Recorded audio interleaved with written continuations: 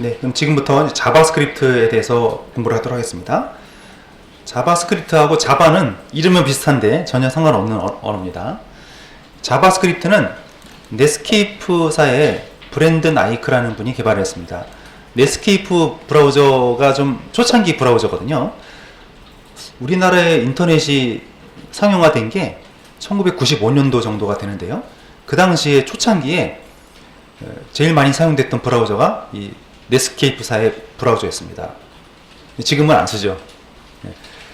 그래서 이 넷스케이프사에 이분이 개발을 하셨고, C 언어에서 파생된 언어라서요, C 언어 문법을 많이 따르고 있습니다. 동적인 웹페이지 작성을 위해서 사용되는 클라이언트 측 프로그램이고요.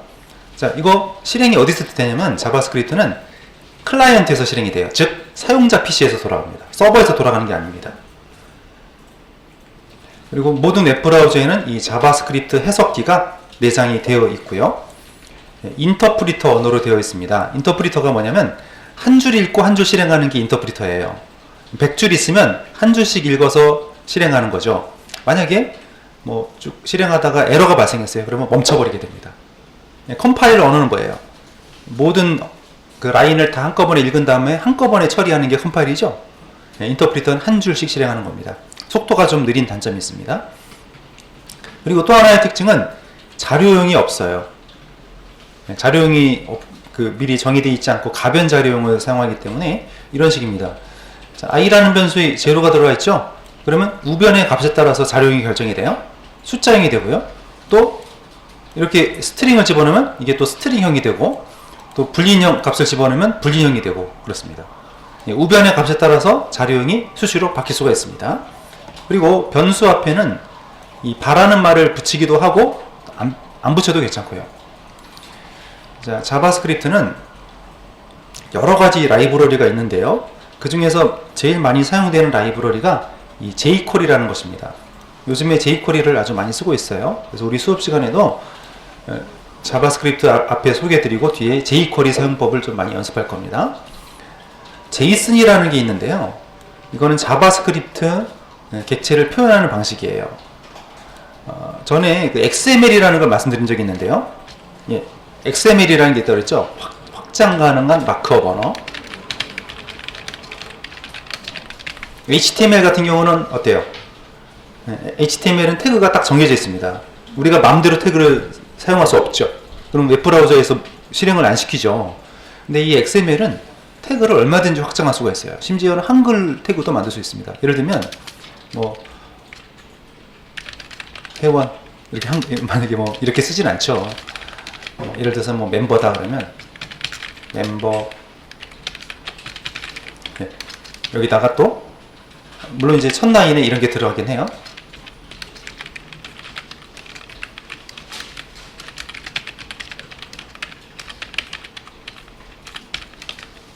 이렇게 들어가고, 이게 이제 XML 문서라는 걸 나타내는 것이고, 이런 걸 이제 태그 노드라고 하는데, 예를 들면 뭐 유저 아이디에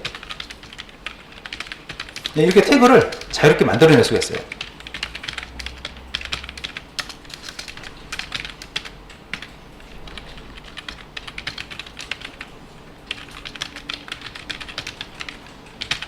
네, 이런 식으로 예를 들면 할 수 있는 방법이 이게 XML입니다. 태그를 자유롭게 만들어낼 수 있고 확장 가능하다는 거죠. 근데 이 XML의 용도는 주로 데이터를 보내는 데 데이터를 서로 주고받기에 표준이거든요. 다양한 장비들이 있잖아요. 요즘에 운영체제도 다양하고 다양한 장비들이 있으니까 이 데이터를 서로 주고받으려면 포맷이 맞아야 되죠. 이게 이제 그 표준 데이터의 표준 포맷이에요. XML이. 근데 이 XML은 단점이 있는 게요. 사실은 우리가 필요한 데이터는 이런 것, 이 필드명하고 값이거든요. 이렇게 사실 뒤에 닫는 게 이중으로 들어가죠. 이런 것 때문에 이거를 이제 제이슨이라는 걸 이제 만들어 가지고요. 좀 쉽게 표현할 수가 있습니다. 짧게. 뒤에 나올 거예요. XML을 대체해서 많이 사용되고 있는 것이 제이슨이고요. 자바스크립트의 작성 방법은 세 가지 방법이 있습니다. 인라인 자바스크립트라고 해서 태그 내부에다가 직접 자바스크립트 코드를 작성하는 방법이에요. 근데 잘 쓰이지 않는 방식입니다. 자, 예를 들면 input 타입은 버튼인데요. 버튼을 클릭하면 이렇게 자바스크립트 코드를 직접 쓸 수가 있습니다. 간단한 거 같은 경우는 이렇게 하겠죠. 내부에 웹페이지 내부에 자바스크립트를 작성하는 방법인데요. 주로 이제 헤드 태그 사이에 스크립트라는 태그 속에다가 자바스크립트 코드를 작성합니다. 또는 필요할 때 바디 안에도 쓸 수가 있긴 있어요. 자, 이거는 이제 페이지 안에서만 작동이 된다는 게 있고요. 자, 자바스크립트를 한번 작성해 놓고 여러 페이지에서 활용을 하고 싶으면 자바스크립트를 확장자를 JS라는 이름으로 저장시켜 놓고요. 그거를 이렇게 불러와서 사용하는 방법도 있습니다. 이 방법이 제일 많이 사용이 됩니다. CSS랑 비슷하죠? CSS도 태그에다 직접 쓰는 방법이 있고 페이지에다가 적는 방법이 있고 미리 작성된 CSS를 링크시키는 방법이 있었죠? 예, 이걸 비슷한 방법이죠. 자, 자바스크립트에서 많이 쓰이는 대화 상자가 있는데 얼럿이란 대화 상자가 있습니다. 이거는 단순하게 메시지만 출력해 줄 때 사용하는 것이고요. 예, 프롬프트라는 게 있는데 이거는 입력을 받을 수가 있어요. 근데 잘 안 씁니다. 뭔가 메시지를 출력하고 사용자의 입력을 받아서 좌변의 변수에 전달하는 것이고요. 컨펌이라는 대화 상자가 있습니다. 컨펌은 예를 들면 뭐 삭제하시겠습니까? 예, 아니요. 이런 식으로 해서 사용자의 확인을 받을 때 쓰는 대화 상자입니다. 자바스크립트에서는 HTML의 각각의 요소들의 뭐 태그나 또 ID나 클래스나 이런 것들에 접근을 할 수가 있는데요. ID로 접근하는 방법이 있고 네임으로 접근하는 방법이 있어요. 자, ID하고 네임의 차이점이 뭐였죠? 자, HTML의 요소에서 ID 속성, 태그에다가 ID를 붙이는 거. 예를 들어서 뭐 input 타입은 텍스트예요. 근데 네임의 라디오 버튼 이런 것들이 있잖아요. 이런 거는 여러 가지가 들어갈 수가 있죠. 이름이 타입이 라디오고 타입이 라디오. 뭐 네임에 예를 들면 뭐 취미다. 예를 들어서 뭐 직업을 선택하세요 했더니 이렇게 네임에다가 똑같은 이름을 줬잖아요. 가능하죠. 네, 네임은 중복이 가능합니다. 그래야지 이게 같은 그룹으로 묶이니까요. 근데 아이디 같은 경우는 똑같이 이런 경우에 아이디를 만약에 다 따로 준다면 똑같이 줄 수가 없어요. 네, 네임하고 아이디가 좀 약간 용도가 다른 게요. 아이디는 페이지 안에서 유일해야 되는 거죠. 이런 식으로 값을 다르게 줘야 돼요.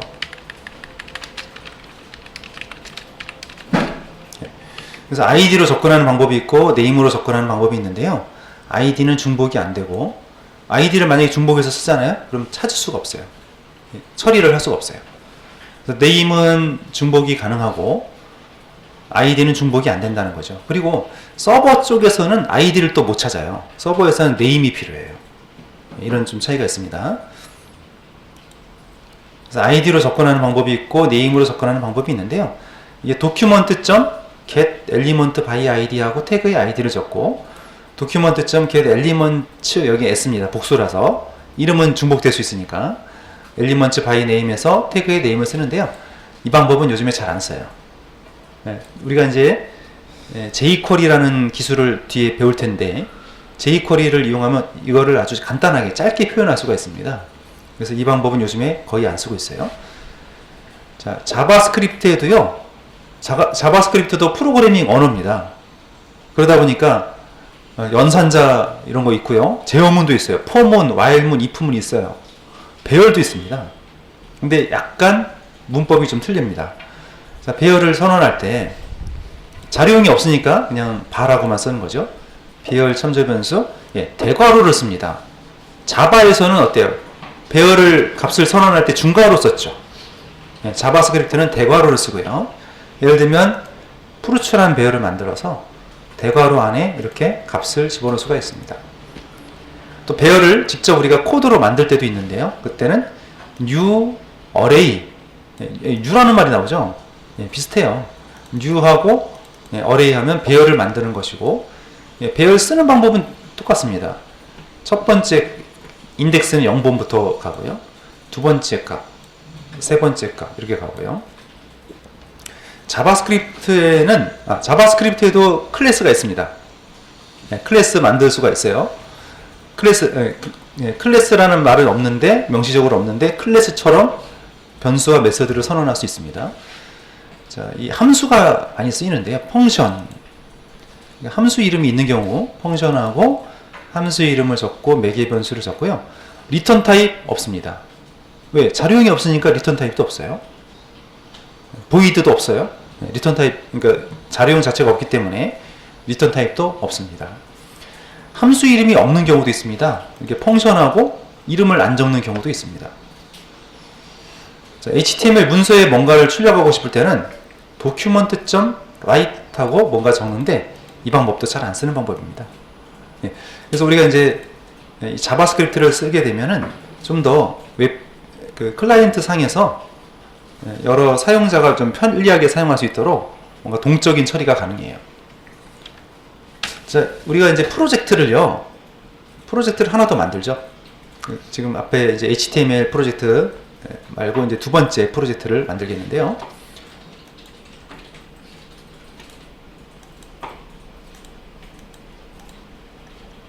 자, 지금 프로젝트를 새로 만들겠습니다. New Dynamic Web 프로젝트요. 프로젝트 네임을 웹02라고 하겠습니다. 웹02. 자, 그리고 여기 타겟 런타임이 아파치 톰캣 9.0이 선택돼 있어야 됩니다. 돼 있고 확인됐으면 다음으로 가세요. Next. 아직 피니시 하지 마세요. Next 하고, 그러면 여기가 뭐냐면 자바 소스가 어디 들어가느냐. 자바 소스는 src에 들어갑니다. 이번 챕터에는 자바 코드를 좀 쓸 일이 있습니다. 그래서 여기를 좀 사용을 하게 될 것 같고요. 그리고 그 밑에 보시면 아웃풋 폴더라고 있죠. 아웃풋 폴더는 뭐냐면 자바 클래스를 컴파일을 해야 되잖아요. 실행하려면 우리가 자바 소스를 작성하면 톰캣이 그 클래스를 컴파일 해가지고 여기다가 클래스 파일을 올려줍니다. 그 경로가 빌드의 클래시스라는 경로라는 뜻입니다. 넥스트요. 자, 여기가 중요합니다. 컨텍스트 루트는 지금 우리가 웹01 프로젝트 만들었고 웹02 프로젝트 만들었죠. 그러면 이 프로젝트를 식별하기 위한 식별자가 역할을 하는 것이고요. 웹 컨텐트 디렉터리는 웹페이지가 들어가는 디렉터리는 웹 컨텐트라는 뜻이고요. 자, 이 밑에 있죠. web.xml을 만든다는 옵션인데 이거를 체크를 해야 됩니다. 이걸 체크를 안 하면은 나중에 또 복사를 해서 붙여넣어야 돼요. 이걸 체크를 해주세요. 자, 됐으면은 피니시 하겠습니다. 자, 프로젝트가 잘 만들어졌으면은 웹 컨텐트로 가시고요. ch01이라는 디렉토리를 만들겠습니다. 폴더에 ch01이요. 웹 컨텐트 밑에 ch01 폴더를 만들었고요. 자, 첫 번째 예제는 js.html이라고 하겠습니다.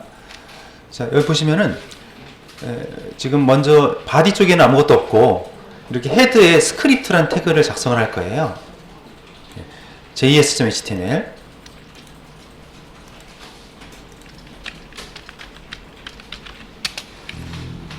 그래서 스크립트라는 태그를 만들었는데요. 스크립트로 시작해서 스크립트로 끝나는 이 영역은 자바스크립트가 실행되는 영역입니다. 이 스크립트는 보통 이제 이렇게 헤드 태그 안에다가 작성하는 게 일반적이고요. 경우에 따라서는 여기를 바디 안에다 써도 작동은 됩니다. 대부분은 헤드 안에 작성하는 게 일반적이고요. 자, 그럼 스크립트 이 영역 안에 있는 것은 자바스크립트 문법이 적용이 되는데요. new라는 건 뭔가 자바에서도 했지만 인스턴스를 만드는 거잖아요. 이 date라는 이 자바스크립트 안에 이미 만들어진 내장 객체들이 있습니다. 그 중에 하나가 date라는 클래스고요. 말하자면 이제 자바로 말씀드리면 클래스가 되는 거고, 그 date라고 만들었고요. 얘를 만들어서 이 now라는 게 변수인데, 참조 변수인데요. 자바스크립트는 자료형이 없어요. 그래서 앞에 뭐 예를 들어서 뭐 int a는 10 이렇게 쓰면 에러가 발생해요. 이런 키워드를 몰라요. 자료형이 없어요. 그냥 이렇게 쓰면 됩니다. 자료형을 비워놓으시면 됩니다. 그럼 우변의 값을 검사해서 좌변의 자료형이 결정되고 바뀔 수도 있어요. 이렇게 했다가 이렇게 하면 처음에 정수였다가 실수형으로 바뀌고, 또 스트링으로 하면 스트링으로도 바뀌고, 이렇게 계속 우변의 값에 따라서 변수가 타입이 바뀌게 됩니다. 자, 그런데 이게 변수인지 아닌지 좀 가독성을 위해서 바라는 말을 빼도 되는데, 앞에 발을 붙이면 이거는 변수다 이거죠. 자료형은 없는데 변수란 얘기입니다. 자, 이렇게 했고요. document.write이 뭐냐면, 우리 자바에서는 system.out.println 하면 콘솔 창에 시켰죠? document.write는 웹페이지에다 출력하라는 뜻입니다. 웹브라우저에다가 괄호 안에 있는 값을 출력하세요. 여기도 write이 있고 write-ln이 있습니다. write는 출력만 하는 거고 write-ln은 줄바꿈을 하는 거고요. 근데 웹브라우저에서는 줄바꿈이 별로 의미가 없죠? BR 태그 쓰지 않으면 의미가 없잖아요. 그 다음에 이 console.log라는 거는 개발자 도구에 띄우는 겁니다. 우선 여기까지 한 다음에 실행을 시켜볼게요. 컨트롤 F11 실행하면 웹서버가 이제 구동이 되면서 서버가 올라오게 되겠죠. 그래서 이렇게 뜨게 됩니다.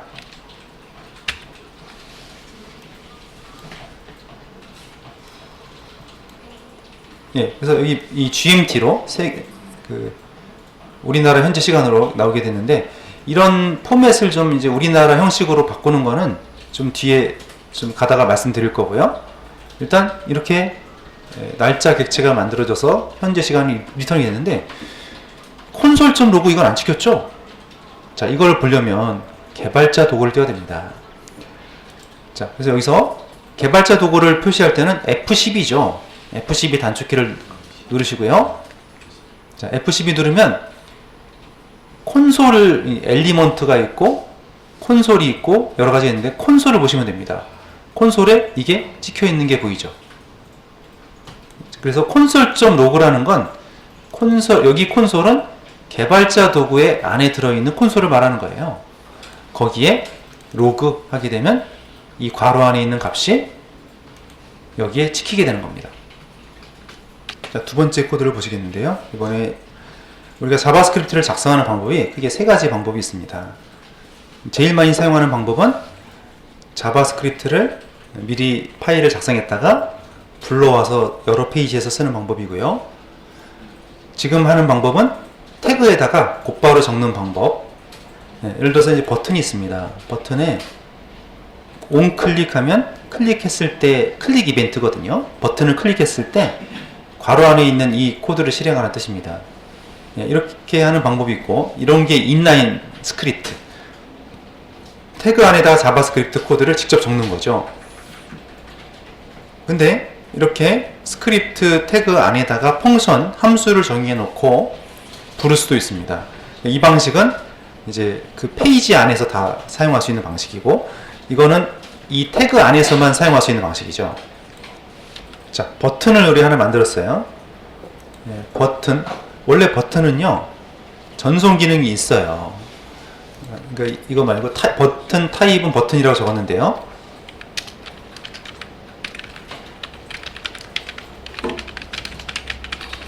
자, 이런 식으로 타입이라는 말을 뺐습니다. 실행하면 지금은 서브밋이 아니니까 이 폼 안에 있으면은 서브밋 제출이 되죠. 네, 지금은 이제 폼을 안 쓰고 버튼만 올려서 그런 거예요. 이 버튼하고 똑같은 역할을 하는 것이 인풋 타입은 서브밋이죠.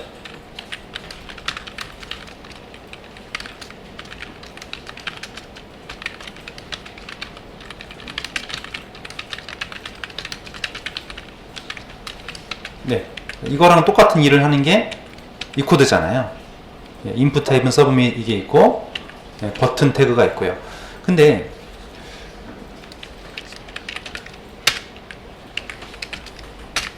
버튼 타입은 버튼 이렇게 하게 되면 버튼이 전송 기능이 없어요. 제출 기능이 없는 버튼이 됩니다. 그래서 누르면 아무 일을 할 수 없어요. 자, 그런데 여기다가 이런 코드를 추가합니다.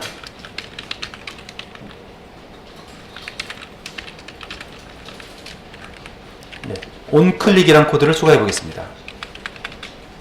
그래서 onClick이라고 했는데 on하고 뒤에 이벤트가 나오게 됩니다.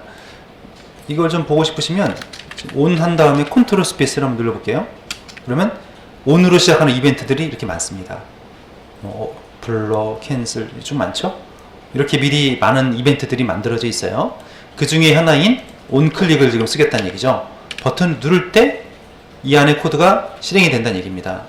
사실 이 앞에 자바스크립트 콜론이라는 말이 원래 생략되어 있어요. 근데 안 적어도 괜찮아요. 자, 클라이언트, 지금처럼 웹브라우저에서 실행되는 클라이언트 스크립트가 여러 가지가 있어요. 지금 우리가 쓰는 건 자바스크립트죠. 이게 표준이고요. 초기에는 VB 스크립트라는 게 있었어요. 이게 비주얼 베이직이라는 언어를 가지고 VB 스크립트라는 게 있었는데 초기엔 이걸 더 많이 썼어요. 근데 요즘엔 이거 안 쓰죠. 자바스크립트로 표준화가 됐습니다. 그래서 전에는 여기 앞에다가 이런 걸 적었었어요. 이게 자바스크립트인지 또는 뭐 다른 스크립트인지 적었는데 요즘엔 다 자바스크립트가 표준이니까 이거 굳이 안 적습니다. 이제 당연히 자바스크립트입니다. 자, 그래서 얼럿이라는 걸 하게 되는데 따옴표를 주의하셔야 돼요. 바깥쪽에 지금 큰 따옴표를 썼잖아요. 안에다가 또 큰 따옴표 쓰면 안 돼요. 자, 그래서 이렇게 한 다음에 버튼 눌러 보십시오. 그러면 이런 게 뜨죠? 이게 그 메시지 박스입니다. 자, 지금 작동을 했죠. 자, HTML은 정적인 컨텐츠만 표현을 하죠.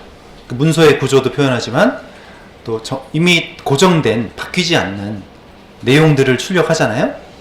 근데 자바스크립트는 뭔가 이렇게 동적인, 지금처럼 메시지 박스를 띄운다든지 또는 어떤 요소를 숨겼다가 다시 표시한다든지 값을 전달한다든지 이런 동작을 할 수 있습니다.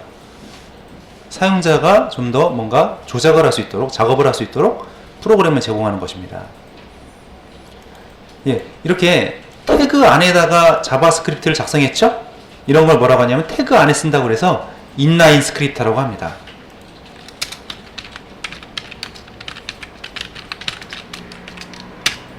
태그 안에 작성하는 자바스크립트 명령어고요. 그러면 이 태그를 벗어나면은 이거는 쓸 수가 없는 거죠.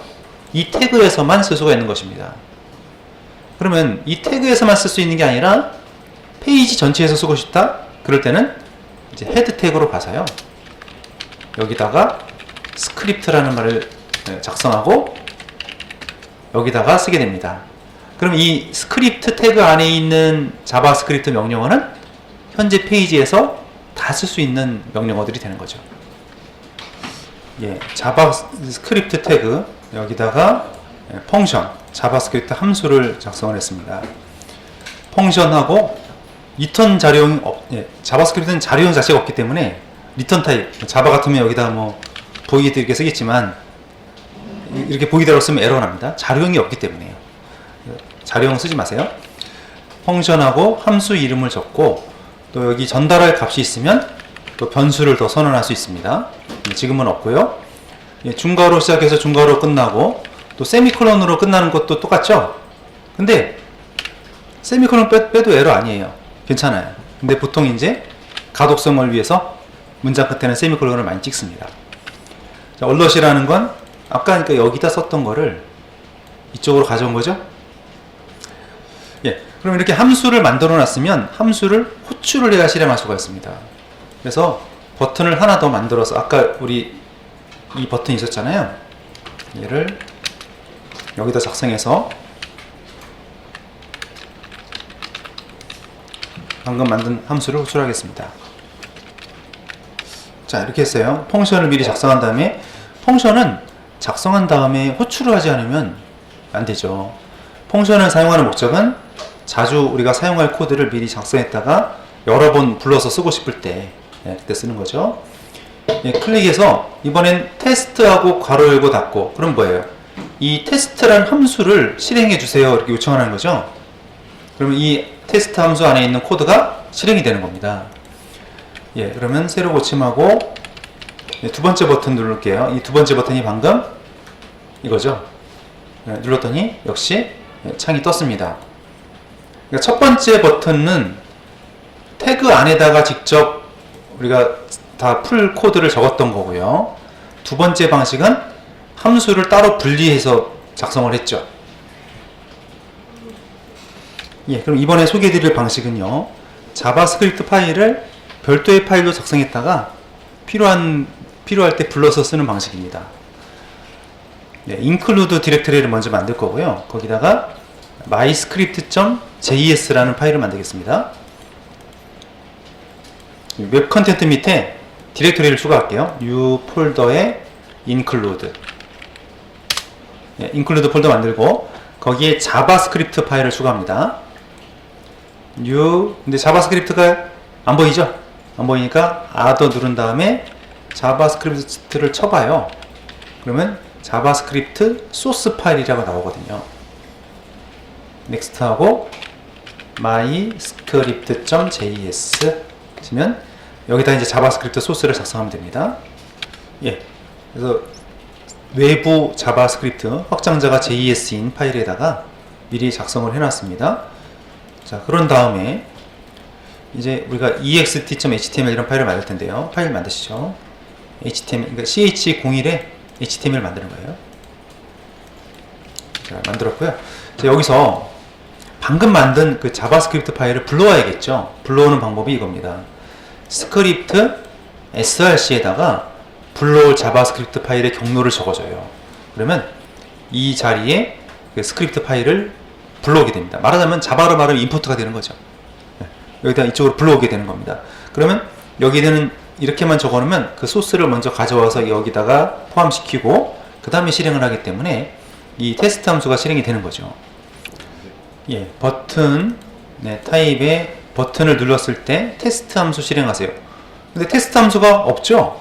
쓴 게 없잖아요. 근데 스크립트에 src 경로가 여기 있는 파일을 불러와서 찾아가서 그 소스 코드를 여기로 불러오는 겁니다.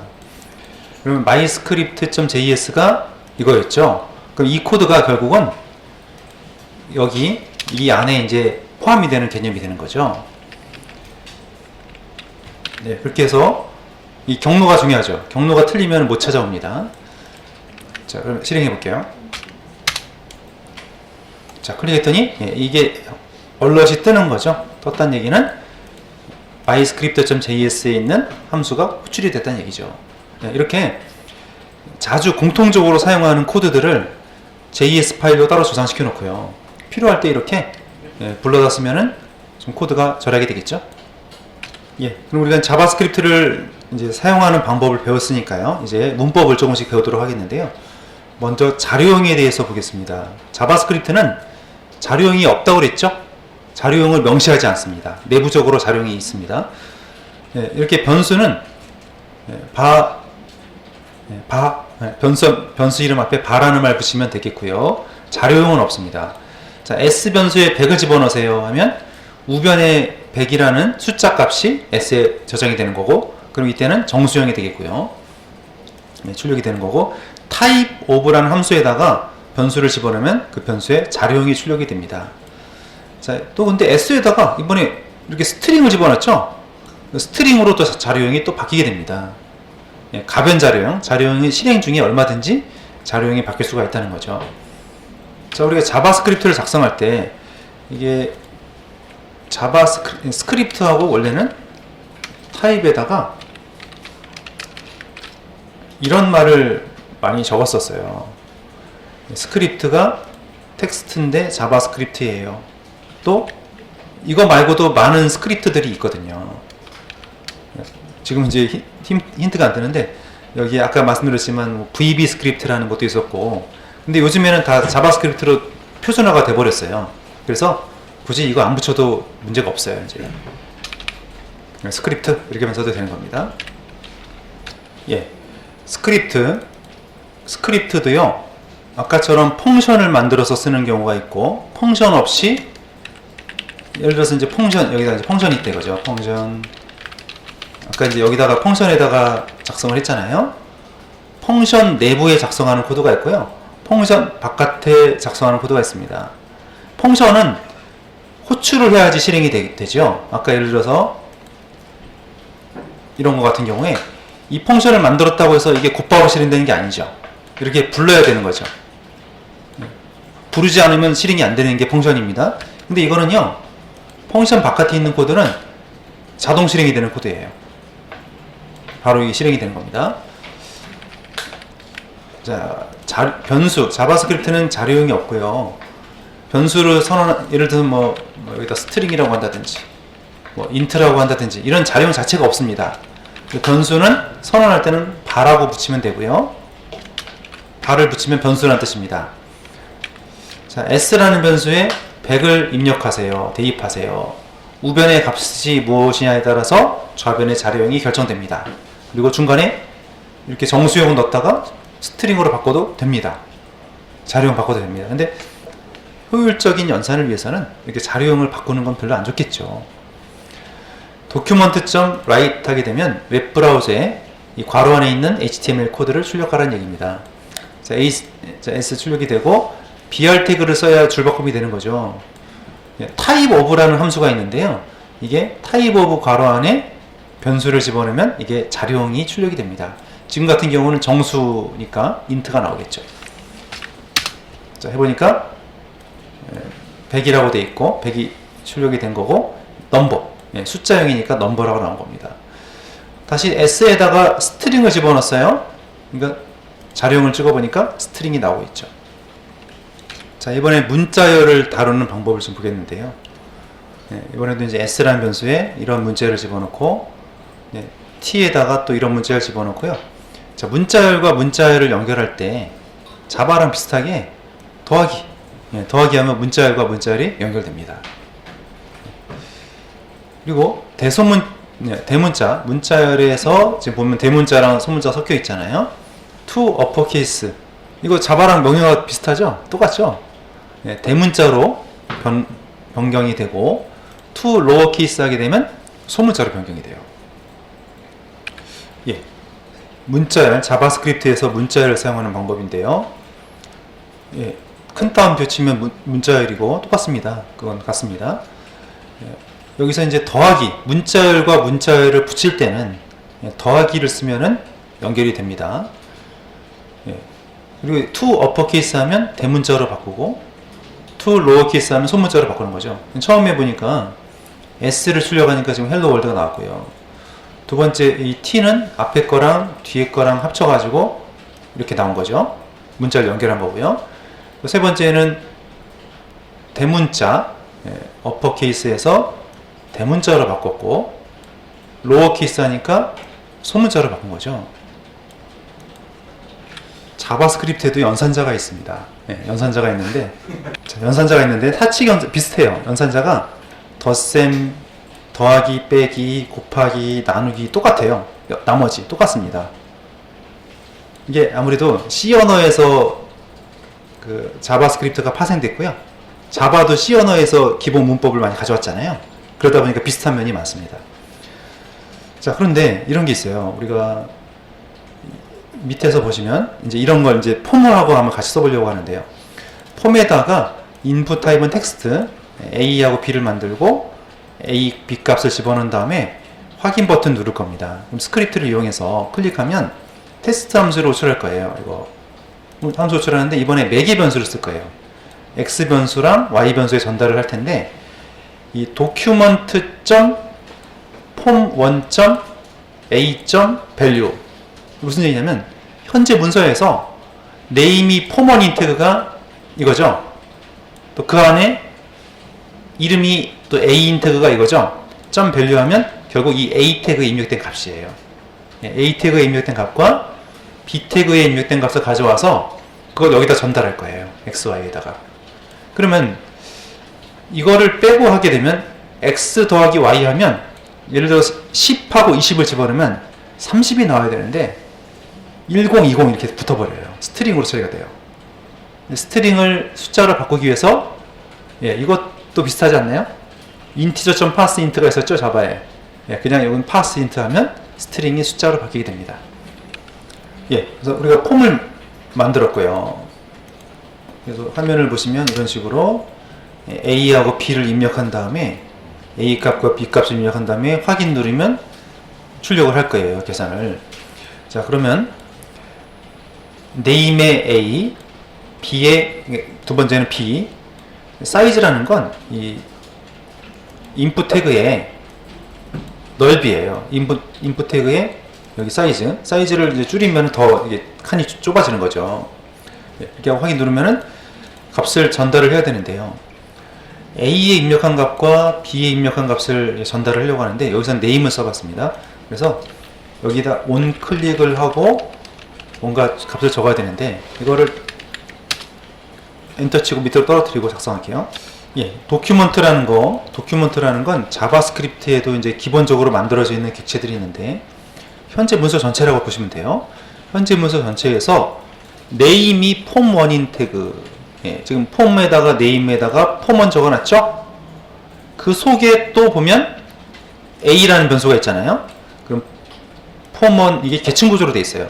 도큐먼트가 전체 문서, 또 name이 폼1인 태그 중에서 또 안에 name이 a인 태그, 점 밸류하면 입력한 값이에요. 즉 이 태그에 입력한 값을 이렇게 꺼내오는 거고요. name 말고 id로 꺼내는 방법이 있는데 그 뒤에 나옵니다. 일단 오늘은 이제 name으로 꺼내는 방법을 했어요. b도 마찬가지죠. 그러면 앞에 값과 이 값이 어디로 가냐면 x에 전달이 되고요. 두 번째 입력한 b의 값은 y에 전달이 되겠죠? 이게 사칙연산이에요. 덧셈, 뺄셈, 곱셈, 나눗셈, 몫이고요. 이거는 나머지예요. 자, 그렇게 해서 이제 실행을 시켜봅니다. 값을 집어넣고 확인했더니요. 숫자가 좀 이상하죠? 네. 이게 이상하죠. 이제. 다른 건 괜찮은데 이 덧셈이 30이 나와야 되는데 1020 나오고 있어요. 자, 뺄셈 맞고 곱셈 맞고 목과 나머지도 좀 이상하지 않나요? 나머지도 잘 나오고 있죠. 10을 20으로 나오니까 나머지가 이제 10으로 나왔습니다. 값을 다른 걸 넣을까요?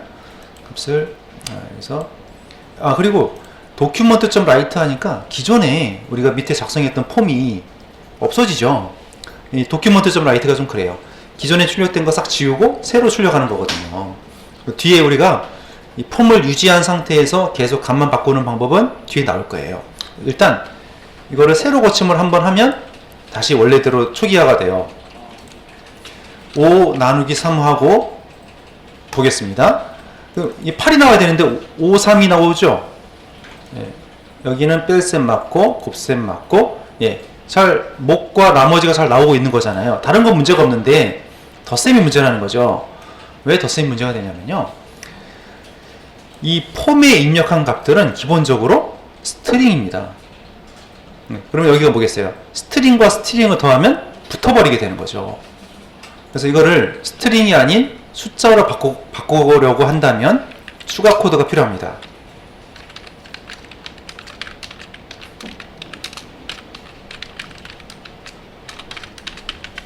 네, 이런 코드가 들어가야 되는데요. parseInt라는 건 뭐냐면 parseInt 괄호 안에 스트링이 들어가면 거기서 숫자를 뽑아내는 거예요. 네, pass. 우리가 이제 그 아픈 데다가 pass 붙이면 균을 빨아들이죠. 뽑아내죠. 그런 것처럼 parseInt 숫자를 뽑아내는 함수예요. 내장 함수예요. 자, 여기 괄호 안에 스트링이란 말이죠. 자, 이게 스트링인지 보고 싶으면은 자료형을 찍어보면 되죠. 네, 도큐먼트에서 write 해가지고 type of x, 네, 또 type of y도 한번 찍어볼게요. 네. 자, 이렇게 하면 자료형을 볼 수가 있습니다. 자, 이렇게 하고 확인 눌러더니 둘 다 스트링으로 나오고 있잖아요. 뒤에 br 태그 쓸게요.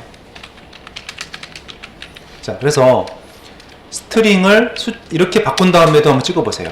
이렇게 바꾼 다음에도 찍어보면 여기서는 스트링이었지만 이렇게 스트링에서 숫자를 바꾼 다음에 찍어보면 넘버로 나오게 돼요. 예, 처음엔 스트링이었는데 넘버 타입으로 바뀌었죠? 예, parseInt가 그 역할을 한 겁니다. 이렇게 하니까 어때요? 이제 덧셈이 잘 나오고 있죠.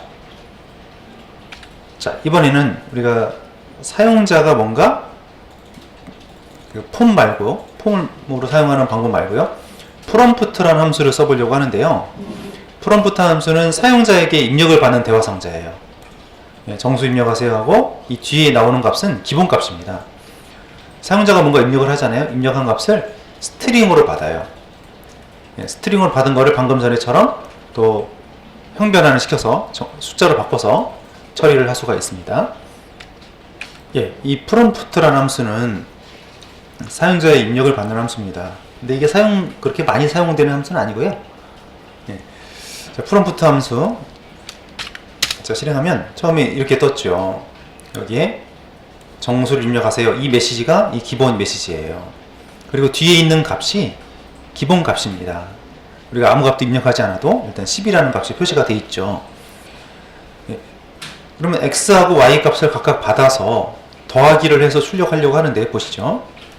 여기 10 입력하고 20을 입력하고 확인 눌렀더니 아까와 같은 현상이 벌어진 거죠. 10 더하기 20에서 30이 나와야 되는데 1020 이게 붙어버렸어요. 왜냐하면 이게 숫자가 아니라 스트링으로 처리가 되기 때문에 그렇습니다. 자료형을 찍어보면 되죠. 타입 오브 다음에 찍어보겠습니다.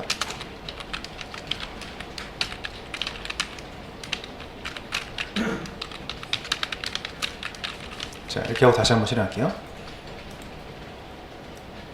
자료형만 찍어보고 다시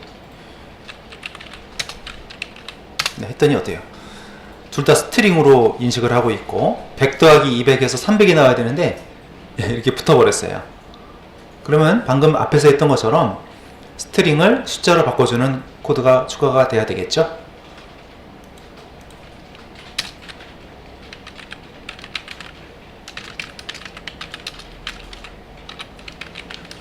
이런 식으로 스트링을 숫자로 바꿔줬습니다. 다시 한번 해보겠습니다.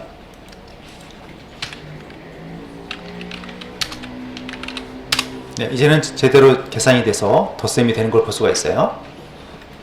자, 앞에서 우리가 정수를 두 개를 폼을 만들어서 입력한 다음에 확인 누르면 이 document.write를 쓰다 보니까요. 아까 앞에서요. 여기서 이 코드요.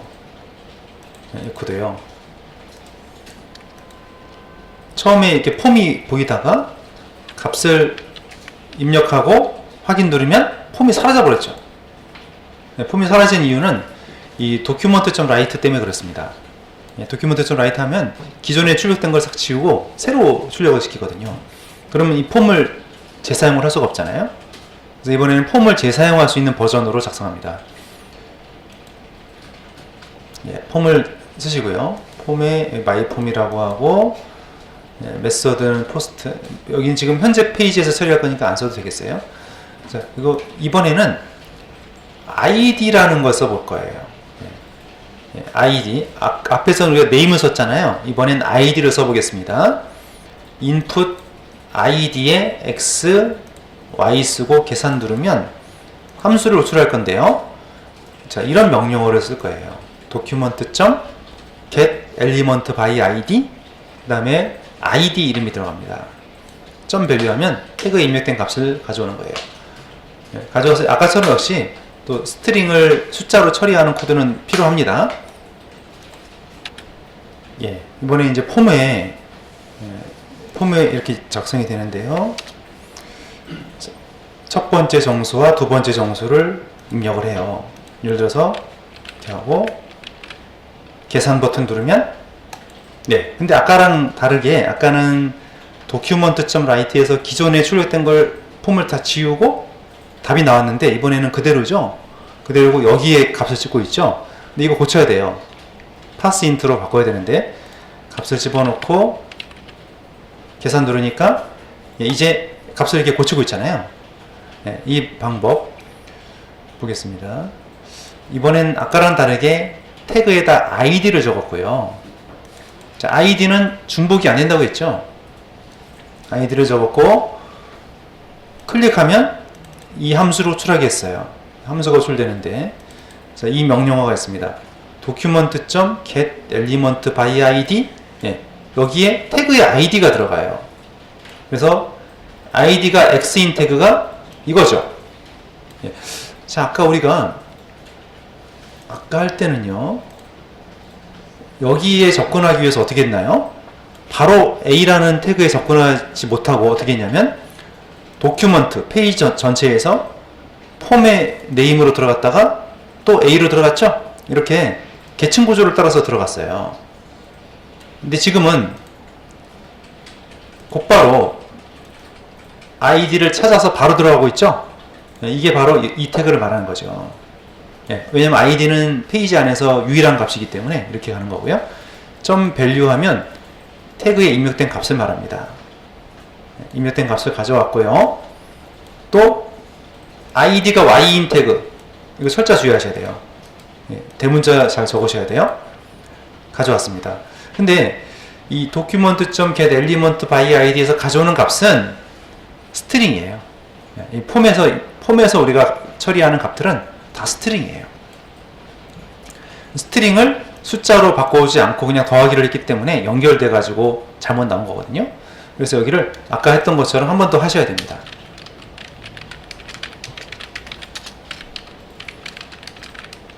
네, 이렇게 스트링을 숫자로 바꿔주는 과정을 한번 거쳐야 되고요. 그런 다음에 자, 이게 뭐겠습니까? 그러면 합계 계산한 거를 id가 썸인 태그의 값에다가 넣어주세요 하니까 이 태그에 표시가 되는 거죠. 네, 해보겠습니다. 자, 이제 누르니까 잘 계산이 덧셈이 잘 돼가지고 들어가고 있어요. get element by id, 태그의 id를 가지고 찾는 방법이라고 했는데 이걸 한 번 더 연습하겠는데요. 이번에 버튼을 만들 거고요. 이번에는 참 우리 스크립트를 body 태그 안에다가 한번 써볼게요. 보통은 헤드 태그 안에다 많이 쓰는데 body 태그에도 쓸 수가 있습니다. 자, h1 태그를 만들고요. h1 태그의 id를 테스트라고 했어요. 그리고 이렇게 내용을 만들었는데 버튼을 누릅니다. 버튼 클릭하면 이 함수를 호출하는 거죠. 그럼 document.getElementById 테스트하면 id가 테스트인 태그니까 뭐겠어요? 이 h1 태그를 말하는 거죠. 그럼 이 태그를 가리키는 변수가 e라는 참조 변수가 이 태그를 가리키고 있습니다. 그러면 여기서 e.style.color 하게 되면 자바스크립트가 이 스타일을 바꾸는 거예요. 화면 디자인 속성을 바꾸는 거예요. e라는 변수는 지금 h1 태그를 가리키고 있으니까요. 이 태그의 스타일 중에서 컬러 속성을 레드로 바꾸세요. 또 스타일 중에서 배경 색상을 옐로우로 바꾸세요. 이렇게 화면 디자인도 처리를 할 수 있습니다. 지금 이제 h1 태그가 이렇게 있는데요. h1 태그가 있는데 클릭을 하게 되면은 색깔을 바꾸죠. 색깔과 배경색을 바꾸고 있죠. 이런 처리가 이제 가능하다는 거죠. 그러니까 HTML은 고정적인 내용을 처리하는 거라면 자바스크립트는 이렇게 뭔가 좀 변경을 시키죠. 변화를 주는 거죠. 화면에. 자, 보겠습니다. 버튼을 누르면 펑션을 호출했죠. document.getElementById 하고 테스트. id가 테스트인 태그니까 이걸 말하는 거죠. 그리고 이 태그를 e라는 변수가 가리키는 거죠. 그럼 e라는 변수는 h1 태그를 가리키는 거예요. 그 h1 태그에서 스타일 중에 컬러 속성을 레드로 해주세요. 그래서 글자색이 바뀌었고, 이 h1 태그에서 스타일 중에 백그라운드 컬러, 이 철자 주의하세요. 대소문자 잘 가려야 됩니다. 자바스크립트는 대소문자를 정확하게 써야 됩니다. 백그라운드 컬러를 옐로우로 하니까 배경이 바뀐 거죠. 자바스크립트에도 제어문이 있습니다. if문, 스위치문, for문, while문 이런 것들이 있어요. 그래서 이번에 이제 스위치문이라는 걸 연습을 할 텐데, 자, 여기서는 먼저 배경 색상을 하나, 바디 태그 옆에다가 이제 BG 컬러하고 색상을 주면 이게 배경 색상이 되는 겁니다. 그 다음에 사용자한테 뭔가 입력을 받아요. 봄, 여름, 가을, 겨울 중에서 뭔가 입력 받아요. 받아서 그 값이 여기 들어가고요. 그러면 각각의 이게 스위치문 똑같아요. 케이스 시즌 변수에 들어있는 값이 봄이면 이렇게 메시지를 저장하고 이미지 파일 이름을 적고요. 브레이크 똑같고요. 디폴트 스위치에서 이 4개 중에 나머지 케이스가 들어가면 디폴트로 걸리죠. 그렇게 한 다음에 메시지하고 이미지를 출력하면 되는데요. 자, 우리 이미지스 디렉토리를 만들게요. 이미지를 출력해야 되니까 웹 컨텐트 밑에다가 이미지스 폴더를 만드세요. 이미지스 폴더 만들고 거기다가 이미지 4장을 넣어야 되는데요. 보시면 spring.jpg, summer.jpg, autumn.jpg, winter3.jpg를 이미지스 폴더에다 넣어야 돼요. 이미지스 네. 디렉토리 네임이 이미지스고 이 4개의 파일 봄, 여름, 가을, 겨울에 대한 이미지 파일이 있어야 됩니다. 이거요. 이런 이미지가 있어야 되는 거죠. 자, 이거 처음에 배경 색상 바디 태그 옆에 배경 색상이거든요. 배경 색상을 지정을 한 거죠. 일단 지금 이렇게 이게 배경 색상입니다. 그리고 프롬프트에서 좋아하는 계절을 입력받습니다. 봄, 여름, 가을, 겨울 중에 입력을 받게 되고요. 이 스위치 문이 그러니까 자바랑 똑같죠? 네, 똑같습니다. 정수가 들어가도 되고 스트링 들어가도 되고요. 네, 입력된 거를 가지고 봄이면 계절에 맞게 메시지를 만들고 또 이미지도 파일도 만들고 브레이크가 없으면 안 되죠. 그리고 디폴트는 위에 나열한 4개의 경우가 아닌 나머지가 입력이 되면 경고문을 띄울 거고요. 예, 그렇게 한 다음에 메시지하고 이미지 변수를 넣어가지고 하는데 웹 컨텐트 밑에 이미지스 디렉터리에 이 이미지 4장이 있어야 돼요. 그래서 처음에 보시면 기본값이 지금 봄이죠. 확인 눌러볼게요. 그러면 봄 이미지가 나오고 다시 또 F5 눌러서 여름을 입력하겠습니다. 여름 이미지 나오죠. F5 눌러서 가을, 또 F5 눌러서 겨울. 예, 그럼 각각의 이제 메시지하고 이미지가 출력이 되는 거죠. 자바스크립트에도 제어문이 있습니다. 포문, while문, if문 이런 게 있는데 여기서 포문을 사용하는 방법을 보겠습니다. 숫자를 입력받아요. 이거는 기본값이죠. 근데 프롬프트 함수에서 입력받는 값은 스트링이에요. 스트링을 이제 숫자로 바꿔주는 방법. 물론 이제 여기서 NUM 이게 스트링 받은 다음에 별도의 처리를 하지 않아도 여기서 스트링으로 다 처리가 되긴 합니다. 스트링인데 숫자로 처리가 되긴 합니다. i에다 2를 집어넣고요. 포문 사용법 똑같아요. 앞에 초기식, 조건식, 증가감소식 똑같습니다. 문법이 뭐 거의 같으니까요. 그래서 i가 처음에 1로 설정이 되고 예를 들어서 100을 입력했으면 i가 100보다 작거나 같을 때까지 계속 합산을 시키면서 i 값을 증가시켜 가는 거죠. 그래서 마지막에 다 돌리면 합계에 저장된 값이 나오게 됩니다. 프롬프트 함수 돌려서 앞에가 메시지고 뒤에가 값이죠. 기본 값이죠. 처음에 숫자 입력해서 이게 메시지고 여기가 기본 값입니다. 값을 선택하지 않고 확인 누르면 기본 값이 넘어가고 우리가 어떤 값을 입력하면 입력한 값이 좌변에 여기 넘어가는 거죠. 그래서 폼은 돌리는데 이 자료형이 없으니까 자바 같으면 여기 뭐 인트 이렇게 하겠지만 이 자료형이 없잖아요. 자바스크립트는 변수명만 적고 변수명하고 값만 필요하고 자료형은 없습니다. 이렇게 y에 처음에 1이 들어가고 이게 지금 50을 집어넣는데요. 50보다 작거나 같으면 증가를 시키고 또 1 증가시키고 합산시키고 1 증가시키고 이렇게 해서 이게 쭉 반복이 돼가지고 마지막에 이게 나오게 된 겁니다. 근데 여기서 우리가 스트링을 입력을 한 거거든요. 결국 이게 스트링입니다. 얘가 자료용을 한번 찍어보면은 타입 오브 하게 되면 타입 오브하고 변수를 집어넣으면 자료용이 나오거든요. 보시면 자료용이 스트링으로 나오는 걸 볼 수가 있죠. 이 프롬프트 함수에서 입력하는 값은 스트링으로 되어 있습니다. 스트링으로 들어온 것인데, 자, 여기서 i의 값이 우변에 1이니까 i는 넘버란 말이죠. 이게 넘버하고 이게 스트링이란 말이에요. NUM이 지금 스트링이었는데 넘버하고 스트링이 붙었는데 얘가 자동으로 스트링이 숫자로 넘버로 바뀌면서 처리가 된 거죠. 사실 정확하게 하려면 여기도 변경 작업을 해줘야 되는 거죠. 원래는 이렇게 pass int 이런 걸 해줘야 되는데 자동으로 형 변환이 돼가지고요. 굳이 안 해도 괜찮습니다. 예, 이번에도 포문을 연습해 보겠는데요. 예, 이번에 이제 document.write를 이용해서 자바스크립트에서 테이블을 HTML을 계속 만들어내는 거거든요.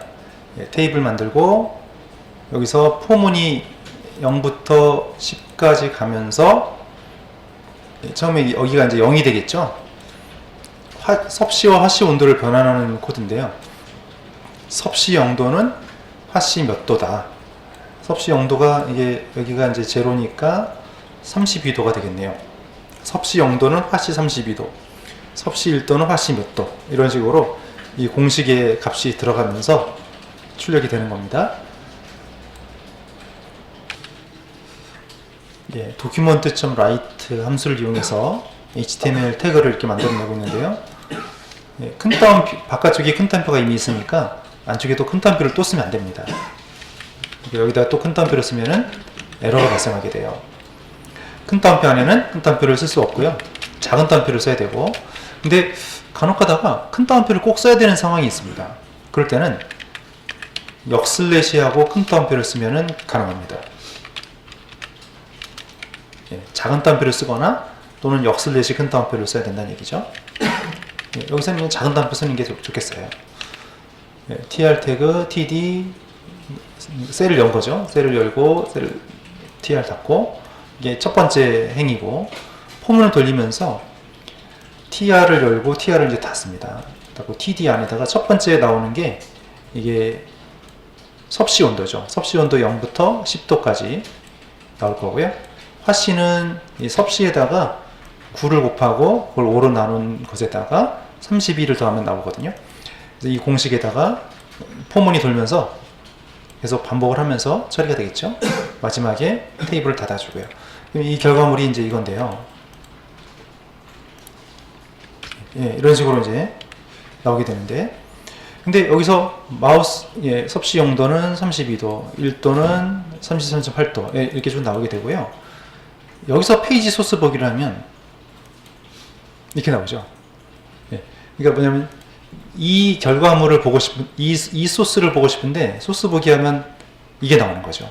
그러니까 이게 돌아가서 이게 실행이 돼서 이게 나온 거잖아요.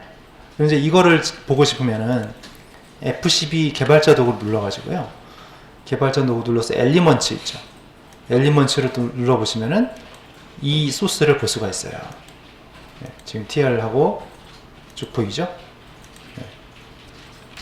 그리고 지금 이제 이 코드를 우리가 사용하고 싶으면은 여기 테이블 보더는 1 이렇게 돼 있잖아요. 여기서 마우스 우클릭을 하고 카피에 보면 카피에 여기 HTML로 편집 다 눌러보면 또 바로 HTML이 바로 나오죠. 이걸 바로 긁어서 써도 됩니다. 우클릭하고 카피하고 카피 엘리먼트 이걸 누른 다음에 필요한 곳에다가 우리가 이제 붙여넣기 하면 이렇게 나오는 거죠. 그러니까 동적으로 자바스크립트를 실행해서 동적으로 만들어진 HTML을 가져올 때는 방금 말씀드린 방법으로 하시면 됩니다. 자, 그럼 다음 코드도 한번 보시겠는데요. 이번에는 입력을 받아서 사용자가 프롬프트 함수를 이용해서 우리가 뭐 2단부터 9단까지 단을 입력하면 거기에 맞게 구구단을 출력하는 예제입니다. 예, 프롬프트 함수를 이용해서 단을 입력하세요. 처음에 이렇게 단을 입력하세요 이 메시지가 뜨게 되고요. 기본값, 예, 뒤에 이제 2라고 적혀 있는데 기본값입니다. 입력하지 않더라도 기본값이 찍혀 있고요. 여기서 엔터 치면 그 값이 좌변으로 넘어가게 되고, 예, 포문이 돌면서 1부터 9까지 일씩 증가되면서 이게 실행이 된 거죠. 자, 여기 더하기는 문자열이니까 문자열과 문자열은 붙이는 게 되는 거고요. 예, 여기는 이제 곱하기가 된 거죠. 예, 물론 이제 단위 지금 스트링입니다. 스트링인데 스트링과 숫자가 곱하기가 되면 이거 숫자로 바뀌면서 스트링이 숫자로 바뀌면서 처리가 돼요. 따로 처리 안 하셔도 괜찮습니다. 더하기일 때만 좀 조심을 해야죠. 예, 그렇게 해서 이렇게 지금 답이 나오고 있어요. 예, 단 입력하고, 예, 우리가 입력한 값이 자변으로 넘어갑니다. 자, 그런데 방금 우리가 이 방법을 하게 되면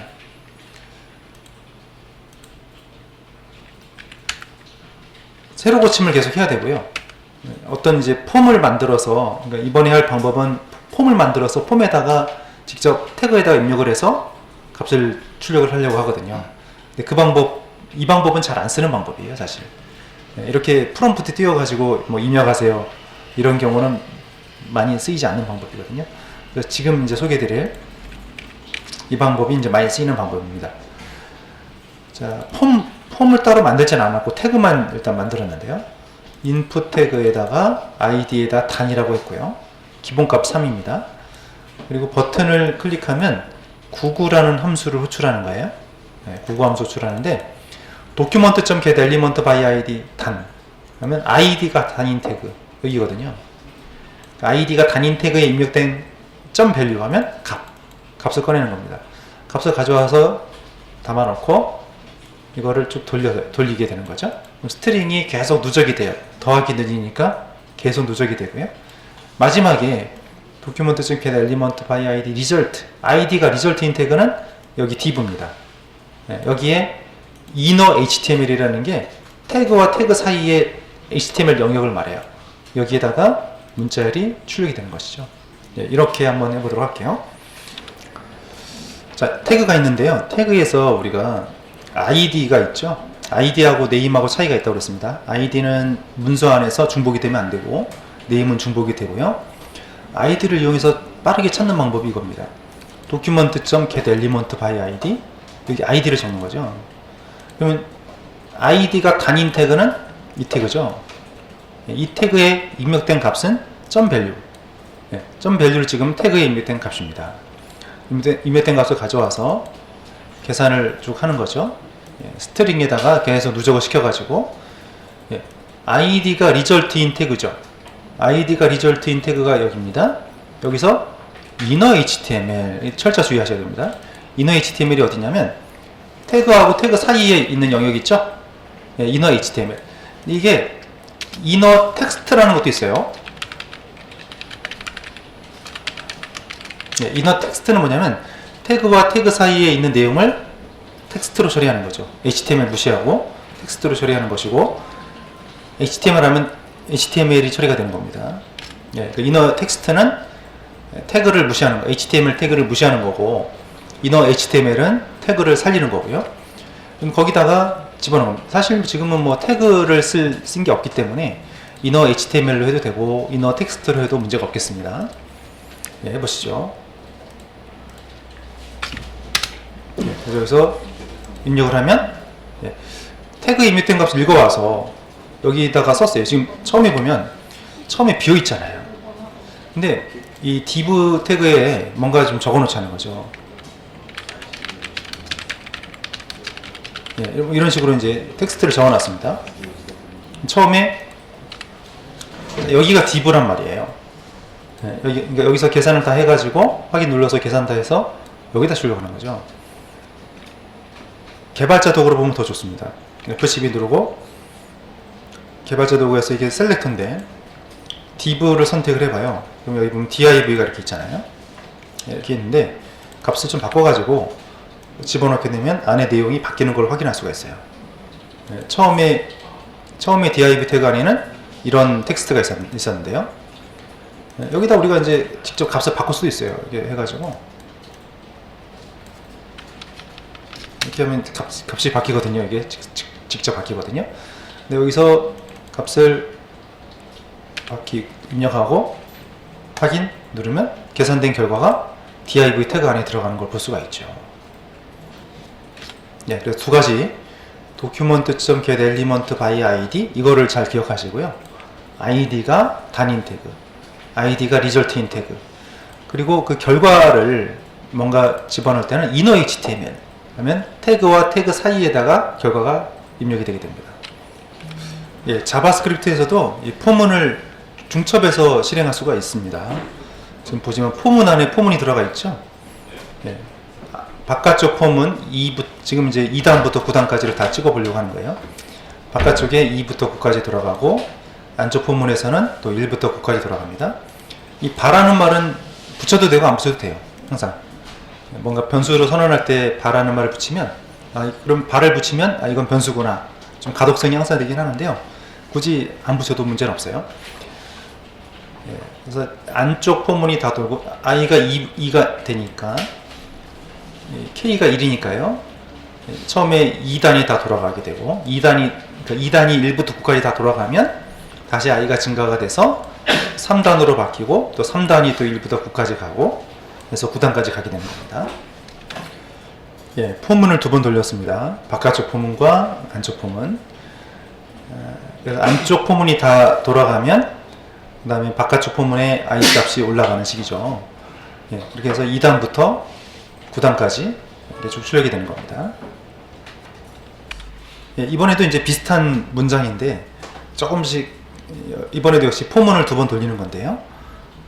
document.write 안에 이렇게 HTML 태그를 직접 작성하고 있죠.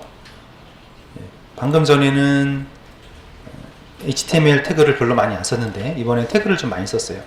우리가 이제 뒤에 계속 웹 프로그래밍을 배우면서요, 결국 자바스크립트로 이렇게 뭔가 결과물을 출력하는 경우가 많이 있는데요. 그럴 때 이런 식으로 HTML을 동적으로 만들어내는 거죠. 이 코드를 돌려서 HTML을 만들어내는 이런 스타일의 코드를 많이 짜게 됩니다. 예, 이런 식으로 구구단 표가 출력이 되고요. 처음에 타이틀이고 이 테이블을 그린 거죠. 보더 테두리는 1이고 가로 사이즈는 화면의 80%, 마지막에 테이블 태그를 닫고요. 포문을 이중 포문으로 돌렸습니다. 바깥쪽 포문은 1부터 9까지, 그래서 1단부터 9단까지 나오고요. 안쪽 포문에서 또 1부터 9까지 계속 보시면 앞에 계속 1이 고정되어 있고 2단은 2로 시작하고 3단은 3으로 시작하고 1부터 9까지 계속 값이 변화가 되고 있죠. 그래서 이 안쪽 포문이 다 돌게 되면 바깥쪽 포문의 i 값이 하나 올라가게 돼서 증가가 되는 거고요. 역시 여기도 따옴표, 바깥쪽 큰 따옴표가 있을 때 안쪽에는 작은 따옴표 써야 된다는 거 조심하시고요. 여기 이렇게 큰 따옴표가 들어가게 되면 이게 에러가 발생하는데 아무것도 안 나오게 돼요. 자바스크립트는 실행하다가 중간에 에러가 나면 멈춰버려요. 인터프리터이기 때문에. 그래서 찾기가 좀 어려워요. 그런 경우에 F12 눌러서 개발자 도구를 열고요. 콘솔에 가야 됩니다. 콘솔에 가서 보면 이런 게 있죠. 여기 8번 라인이 문제다 얘기죠. 8번 라인에 가보니까 8번 라인에 약간 좀 문제가 있대요. 가보면은 여기가 문제라는데 잘 봐야죠. 여기가 문제인 거죠. 큰 따옴표가 여기서부터 여기까지가 있는데 그 뒤에 갑자기 이렇게 나왔기 때문에 더 연결이 안 돼 있는 거죠. 그래서 큰 따옴표를 꼭 쓰고 싶으면 역슬래시 큰 따옴표를 쓰면 됩니다. 역슬래시 큰 따옴표 쓰면 큰 따옴표로 처리가 됩니다. 네, 나오고 있어요. 아니면 큰 따옴표 쓰기가 그러면 작은 따옴표 쓰는 게 좋죠. 그러니까 큰 따옴표 안에서는 역슬래시 큰 따옴표 또는 작은 따옴표 이렇게 하거나 또는 작은 따옴표 쓰는 게 좋습니다. 네, 나머지 이런 연결되는 부분들 저 조심하시면서 작업을 해야 되겠죠. 예, 자바스크립트에서도 배열을 사용할 수가 있는데요. 예, 배열은 변수명은 배열을 참조하는 변수명은 하나지만 여러 개의 데이터를 참조할 수 있죠. 같은 자료이고요. 예, 바하고 배열 참조 변수입니다. 그리고 이 대괄호를 쓴다는 게 좀 다르죠. 자바에서는 이게 중괄호 썼는데 자바스크립트에서는 대괄호를 씁니다. 값을 쭉 나열을 합니다. 예를 들어서 뭐 스트링 배열을 쓴다면 스트링 값들을 쭉 집어넣고 좌변에다가 변수명을 쓰게 되면 이게 배열 참조 변수가 되는 거고요. 이렇게 한꺼번에 만드는 방법이 있고, 아니면 new array하고 자료용이 없으니까 그냥 array라고 합니다. array하고 첫 번째 요소, 대괄호 안에다가 인덱스를 쓰는 건 똑같아요. 인덱스가 0부터인 것도 같습니다. 0번 첫 번째 요소에 애플, 두 번째 요소에 이런 식으로 값을 쭉 집어넣는 거죠. 그래서 new array하고 배열을 선언하겠습니다. 하고 첫 번째, 근데 이게 인덱스가요, 재밌는 게 숫자 인덱스만 되는 게 아니고요, 이렇게 문자 인덱스도 가능해요. 마치 자바의 우리 해시맵 같은 경우 보면 array 리스트는 숫자 인덱스만 되지만 해시맵은 이렇게 키값을 줄 수 있었잖아요. 그거랑 비슷한 거죠. 배열에다가 배열 인덱스에다가 숫자가 아니라 숫자뿐 아니라 이런 스트링도 가능하다는 거. A라는 인덱스에다가 사과, B라는 인덱스에다가 이렇게 값을 집어넣을 수 있다는 얘기죠. 그리고 숫자 인덱스일 경우에는, 근데 일반적으로 숫자 인덱스를 쓰는 게 좋은 게요, 숫자 인덱스를 쓰면 이렇게 반복문을 돌리기가 좋죠. 이 대괄호 안에다가 숫자 인덱스로 해서 반복문 돌리기 좋은데, 아무래도 가독성 면에서는 또 이 숫자보다는 이런 게 좀 더 나은 것 같고요. 이렇게 해서 숫자 인덱스가 아닌 경우에는 이렇게 in이라는 문장을 써서 푸르츠 배열에서 이 F의 인덱스만 넘어오게 돼요. 그러면 A, B, C가 넘어오게 되죠. 그래서 이렇게 쓸 수가 있습니다. 숫자 인덱스일 땐 이렇게 돌리면 되고, 바로 대괄호 안에서 숫자를 집어넣으면 되고, 숫자 인덱스가 아닌 경우에는 이런 문장을 쓰면 되겠어요. 자바스크립트에서 배열을 만들 때는 new array, 자료용이 없기 때문에 new array 하면 됩니다. 그럼 이 푸르츠라는 변수는 배열 참조 변수예요. 한번 타입을 한번 찍어 볼게요. 타입 오브하고 자료용을 찍어 봤어요. 타입 오브하고 가로 안에다 변수명을 집어넣으면 자료용이 나오죠. 실행해 봤더니 뭐로 나와요? 오브젝트로 나오죠. 객체라는 얘기입니다. 자바스크립트에서 이 array라는 객체 자료용을 따로 만들어 놓은 거죠. 그러면 사용하는 방법은 같은데요, 배열 참조 변수 대괄호 안에 숫자 인덱스 0부터 갑니다. 0번부터 값을 집어넣고, 이 배열 참조 변수 length 하면 배열에 데이터가 몇 개 들어있느냐, 3개 집어넣잖아요. 3이 되겠죠. 0부터 3보다 작을 때까지, 2까지가 되겠죠. 그래서 출력할 때 이렇게 집어넣으면 값이 나오게 됩니다. 자, 그런데 이거를 데이터가 많으면 이거를 우리가 일일이 쓸 수가 없잖아요. 그래서 여기를 한꺼번에 주석 처리하고요. 주석 처리할 때는 드래그 한 다음에 컨트롤 시프트 슬래시 하면 되고요. 이거를 이렇게 해볼게요.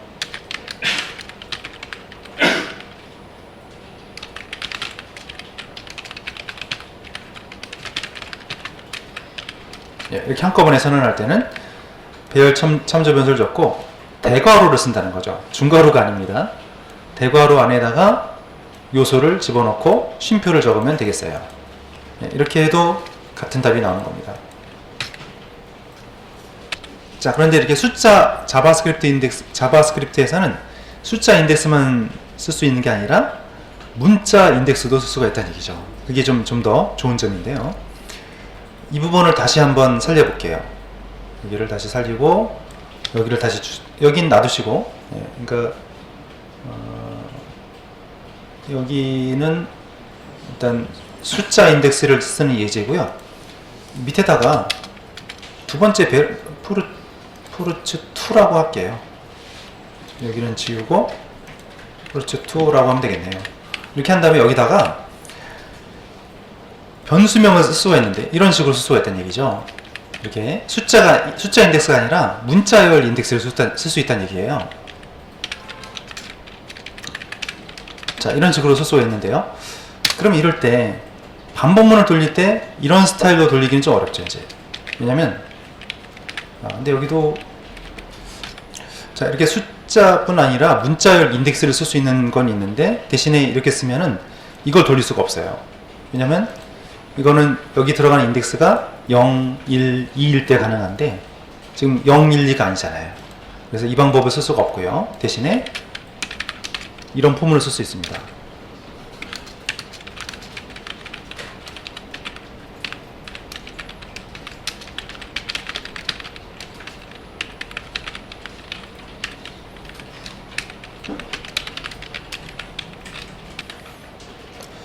예, 숫자 인덱스 대신에 이렇게 지금 보셨지만 문자열 인덱스를 쓸 수가 있다는 얘기죠.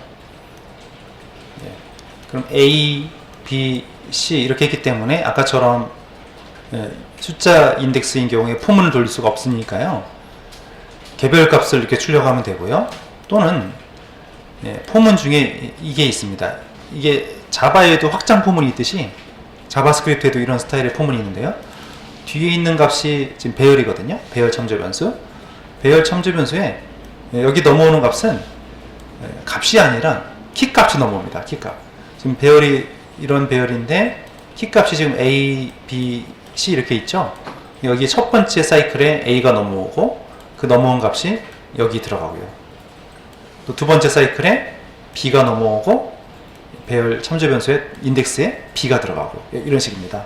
이렇게 해서 같은 답이 나오고 있습니다. 자, 이번에 대화 상자 중에요. 사용자의 확인을 받는 컨펌 대화 상자를 보겠는데요.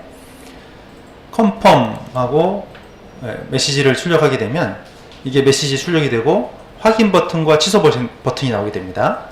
확인 버튼 누르면 여기 이제 확인 취소 버튼에 따라서 결과 값이 넘어오게 되고 확인 누르면 true가 넘어오고요. 취소 누르면 false가 넘어오거든요. true 누르게 되면 true이면 확인이면 true가 되고 눌렀습니다. 또 그렇지 않으면 취소를 눌렀습니다. 우리가 대화 상자가 세 가지가 크게 있는데요. alert 대화 상자는 단순하게 메시지만 찍어주는 거고, 프롬프트는 입력 대화 상자인데 잘 안 써요. 컨펌은 간혹 쓰이는데 사용자가 확인을 받을 때 삭제하시겠습니까? 계속 하시겠습니까? 이렇게 확인 버튼 누를 수 있도록 유도를 하는 거죠.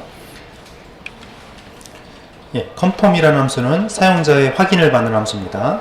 이렇게 계속 할까요? 이 메시지가 출력이 되고 확인 버튼과 취소 버튼이 나오는데요. 확인 누르면 true, 취소 누르면 false입니다. 우리가 확인 눌러보니까 지금 true가 나오고 있죠. 찍어봤어요.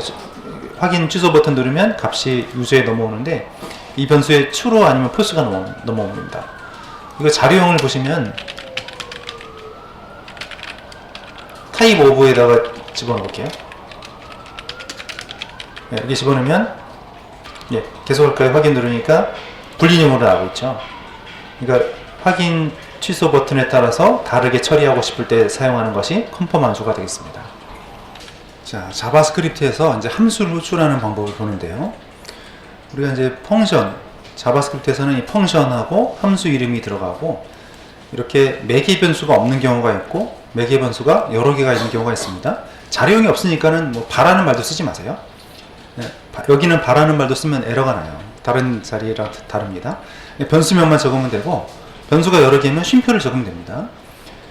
자, 그래서 이 값을 한번 받아서 출력하는 걸 해볼 거고요.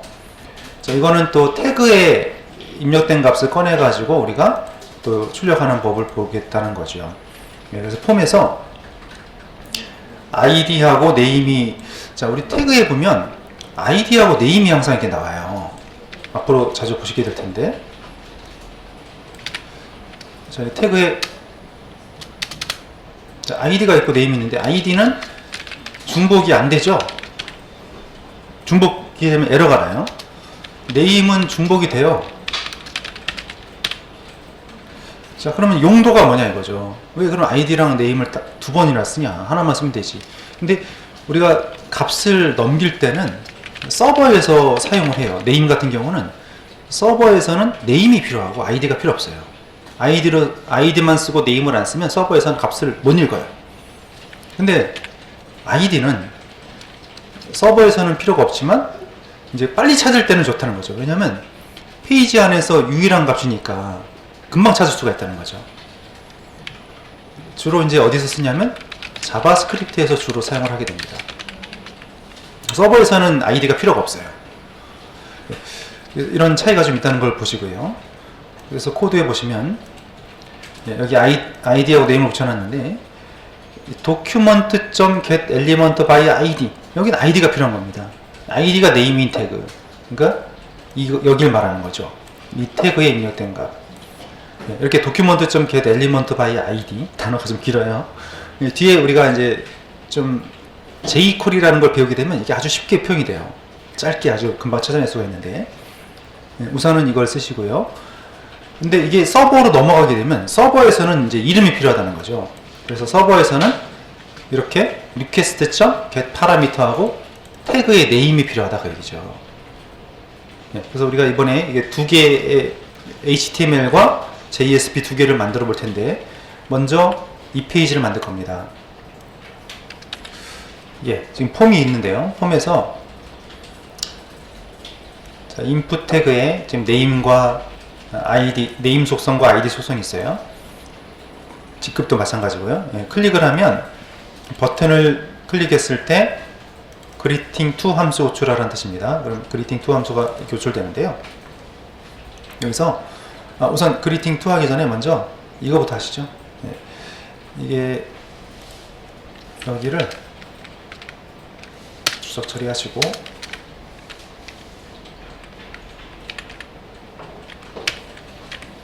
우선 그냥 그 위에 첫 번째 함수를 테스트하기 위해서 클릭했을 때 greeting이라고 하고 첫 번째 매개 변수에는 김철수, 두 번째는 부장 이렇게 함수를 호출하겠습니다. 그럼 첫 번째 이 스트링이 여기로 넘어오게 되고 두 번째 스트링이 여기로 넘어오게 되는 거죠. 그렇게 해서 일단 값을 안 넣어도 나옵니다. 하면 우리가 지금 여기다 집어넣은 첫 번째 값과 두 번째 값이 전달돼 가지고 나오고 있어요. 그럼 얼럿에서 첫 번째 문자열 또 두 번째 문자열 이건 연결이죠. 공백을 집어넣고 이런 문자열이 나오게 된 겁니다. 자, 그런데 좀 조심하실 게 있어요. 그래서 따옴표 있죠. 제가 따옴표를 뺐거든요. 그 넘어가는 값에다가 따옴표를 빼고 나서 확인 눌러봤더니 반응이 없죠. 자, 이렇게 자바스크립트 코드가 호출되지 않고 반응이 없을 때는 개발자 도구 F12 눌러서 개발자 도구로 같이 보셔야 됩니다. F12 누르고 개발자 도구 보니까 이게 기존에 출력된 거를 제가 클리어할게요. 이게 클리어예요.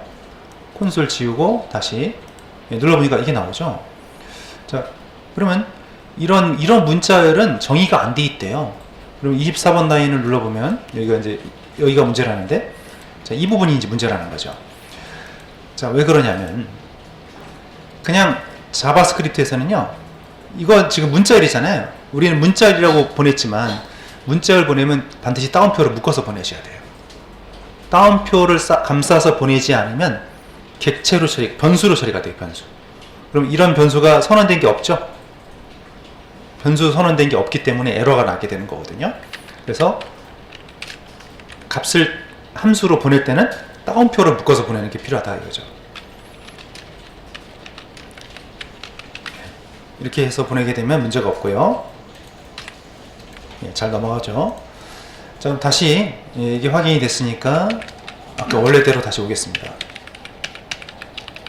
처음 했던 거. 자, 그럼 greeting2 함수를 호출하는데요. 이게 올라가서 document.get element by id 이거 id가 네이밍 태그죠. 자, id가 네이밍 태그가 여기입니다. 여기다가 점 밸류 하게 되면 입력한 값을 말하거든요. 입력한 값을 받아오고 또 id가 포지셔닝 태그 여기 입력된 값을 받아와요. 받아와서 스트링을 만든 다음에 경고창 띄우고요. 자, 그런 다음에 document.get element by id 폼1 id가 폼1인 태그가 지금 뭐예요? 이거죠? 폼 태그죠. 이 폼 안에 들어있는 데이터들을 서브밋 하게 되면 서버로 넘어가는데 어디로 가냐면 액션에 지정한 주소로 가게 되는 겁니다. 그래서 지금은 이걸 아직 안 만들었으니까 에러가 나거든요. 해보시면 자, 일단 값을 뭔가 넣어볼게요. 이렇게 집어넣고 확인 하니까 이 경고창이 뜨면서 넘어가죠. 아직 얘를 안 만들었기 때문에 에러가 나는 게 맞습니다. 그래서 우선 여기 document.get element by id 폼1에 submit 있죠? 이 코드는 우선 막고 하세요. 여기를 막고 하시면은 뭔가 값을 입력한 다음에 확인 누르면 여기까지만 뜨고 진행을 하지 않습니다. 그러면 여기를 이제 풀시죠. 그리고 참 이렇게 값을 아무것도 입력하지 않을 경우도 있거든요. 아무것도 넣지 않고 하면 그냥 아무것도 안 넣는데 넘어가면 안 되잖아요. 그래서 이럴 때 체크하는 로직이 사실 필요합니다. 그래서 여기다 체크를 한번 넣어볼게요.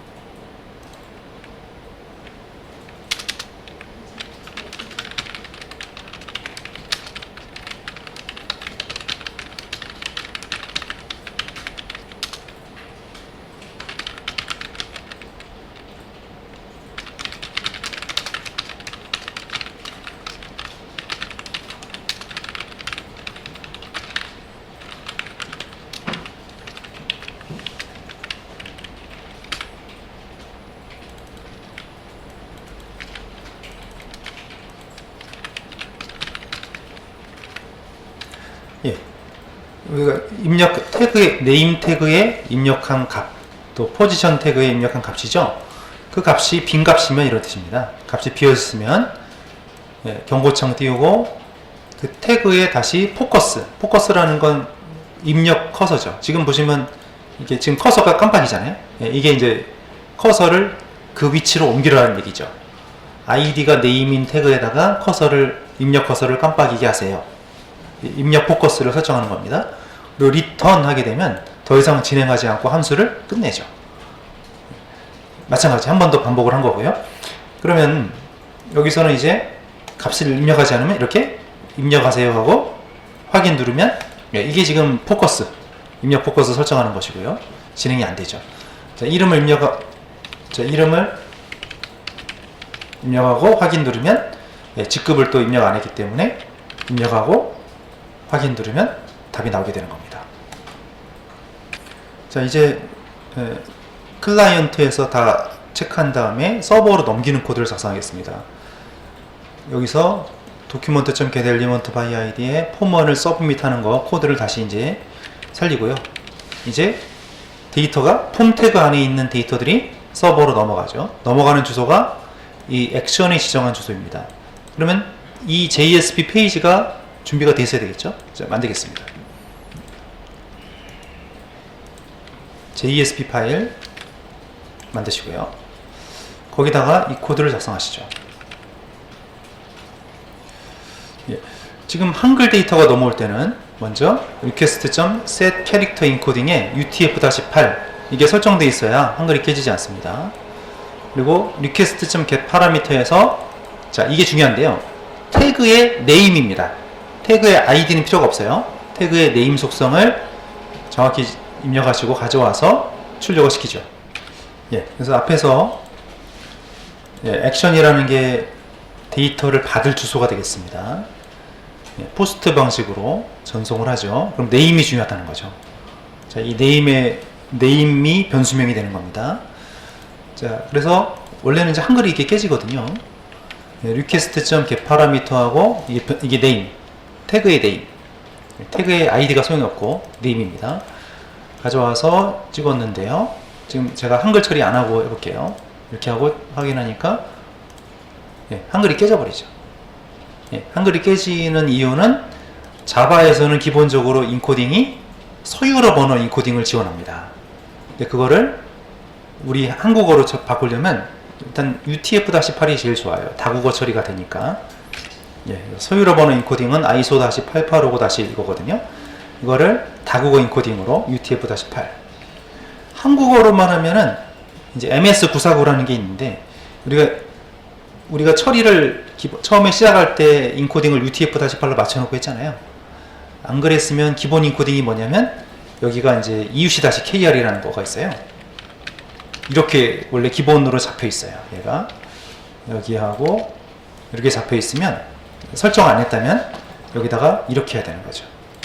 그러니까 여기를 따라가요. 이 부분을 따라가야 됩니다. 근데 지금은 우리가 UTF-8로 맞춰놨으니까 여기도 UTF-8 그러면 이제 풀었습니다. 풀고 다시 한국어 처리가 되고 있어요.